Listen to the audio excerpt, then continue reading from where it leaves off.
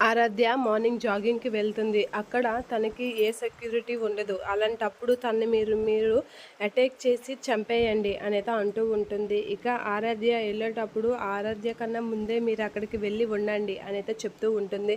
అలా చెప్పగానే రౌడీలు అక్కడికి వెళ్తూ ఉంటారు. ఇక పొదల చాటున మీరు వెళ్ళి అందరూ ఒక్కొక్కరిగా ఒక్కసారిగా దాని మీద దాడి చేయండి. దాడి చేసి తనని ఏదో ఒక విధంగా చంపేయండి.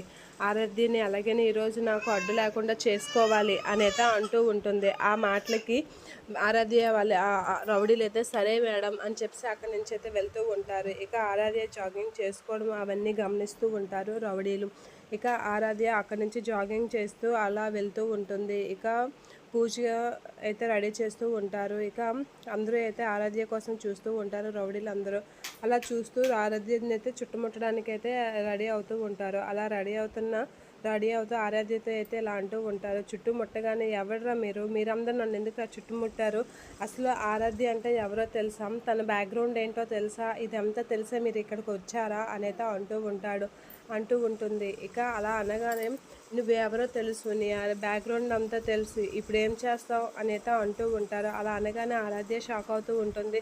ఇక దీంతో మనకేంట్రా మాటలు అని చెప్పి వాళ్ళైతే అటాక్ చేయడానికి అయితే రెడీ అవుతూ ఉంటారు. షాక్ అవుతూ ఉంటుంది ఆరాధ్య.